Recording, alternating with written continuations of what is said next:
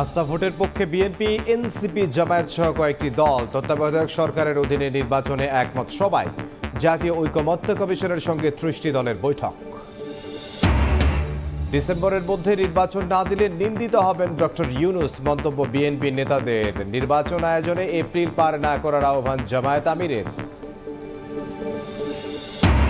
হুট করে চমকে দেওয়ার মতো বাজেট দেওয়া সম্ভব নয় বললেন অর্থ উপদেষ্টা। সমালোচনায় সহনশীল হওয়ার আহ্বান। ঋণ করে পরিশোধের দুষ্টচক্র থেকে বের হতে সময় চাইলেন ওয়াহিদ।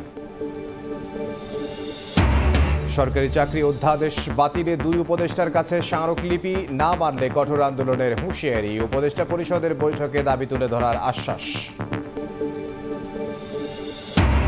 এবং দরদাম আর বেচা কেনায় জমজমাট কোরবানি পশুর হাট। চাহিদা বেশি মাঝারি গরুর ছুটি শুরুর পর রাজধানীতে বিক্রি বাড়ার আশা। জাল নোট শনাক্ত ও পশু ছিনতাই রোধে তৎপর র্যাব।